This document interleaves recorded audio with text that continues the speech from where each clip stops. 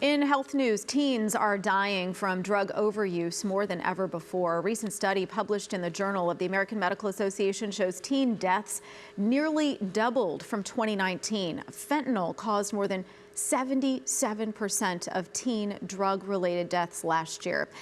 Joining me to talk through this is Steve Carleton, Executive Clinical Director at Gallus Medical Detox Centers, which opened in April. So thank you for being here.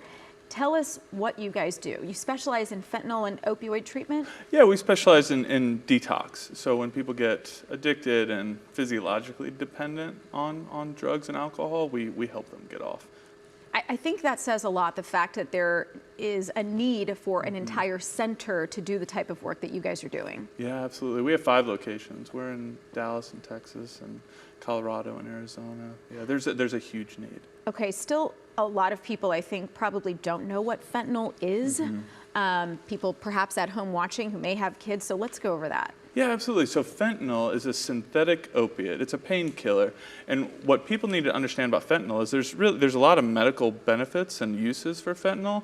The fentanyl we're seeing on the streets right now is mainly pushed through from cartels and drug dealers, and it's laced in all sorts of drugs and fake medications. And so that's what's causing these deaths, is kids are taking perhaps recreational drugs and then they don't know that it's laced with fentanyl, and that causes them to overdose and die. Exactly, yeah. So kids are actually not using and experimenting with drugs at the rates we used to see, but the overdose rate has tripled during COVID, in teens especially. And so while they're not using drugs more, but they are overdosing more because it's so potent. Okay, that's what, yeah, and so a lot of these drugs that we're talking about, laced with fentanyl, what types of drugs are most commonly used right now? So these drug dealers, they're counterfeit pills. So they take OxyContin, which is a painkiller. They take Xanax, as a benzodiazepine, and even Adderall, and they press these pills in a sophisticated way to make them look like something that came out of someone's medicine cabinet. But in reality, they're these illegal drugs. Yeah, and the way that kids are getting their hands on them are by buying them through other people? Well, social media has greatly increased the access that kids and anyone has to these substances. You can go on social media and you can search specific emojis and find connections to drug dealers. Let's talk about that. Yeah, okay, so we have it on our screen now. This is some of the stuff that maybe parents can look out for if you're monitoring your kids' iPads or smartphones. I mean, mushrooms, I think that's pretty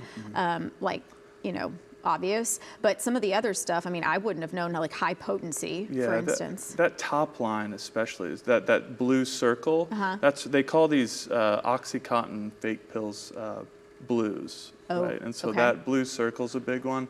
And that red and yellow pill, that's one to look out for. That's Xanax. Commonly used. And then, Adderall is interesting because it's so common for a variety of reasons. And when you talk to physicians, most of them say, look, there's no long-term side effect. There's no reason why you can't take it. So how can people, I guess, be careful with that? This is why you have to talk to your kids about this, and your teens and kids home from college and whatnot, because they're very sophisticated.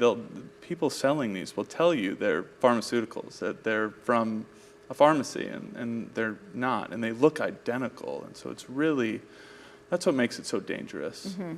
Where can people find you, and what's kind of like a final thought that you'd want to give parents as we're heading into the holidays? Gallus Detox is a great place to find us. I think the SAMHSA website is another great resource that's a program locator. And I think the final thing is, when you're talking to your kids, teens and young adults like to be the expert, so let them be the expert. Ask them what they know about these substances. It's a great way to start these conversations. Okay. Thank you so much for your time today. It was a super important conversation, and I hope that people out there will heed the warnings.